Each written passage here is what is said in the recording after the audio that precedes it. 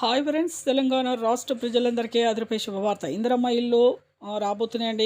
3 లిస్టుల్లో అయితే రాబోతున్నాయి. L1 list, L2 list, L3 లిస్టులో అయితే రాబోతున్నాయి.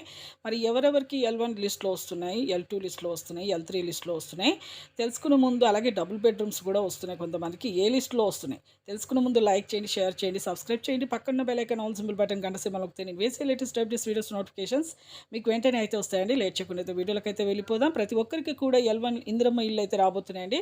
ఇప్పుడు అప్లికేషన్స్ చాలామంది అయితే పెట్టుకున్నారు. ఇప్పుడు ఫస్ట్లో మాత్రం మీకు L1 లిస్ట్లో మాత్రం 80,000 పైన దరఖాస్తులు అయితే మంజూరు చేశారు. మరి ప్రతి ఒక్కరికి కూడా L1 లిస్ట్ అంటే ఏం లేదండి, స్థలం ఉండి ఇల్లు లేని వారికి మాత్రమే ఈ యొక్క అవకాశం అయితే ఇచ్చారు. 5 లక్షల వరకు అమౌంట్ అయితే వేస్తున్నారు. 1,25,000, 1,75,000, ఇంకో 1,00,000, మొత్తం 5 లక్షల అమౌంట్ అయితే వేస్తున్నారు.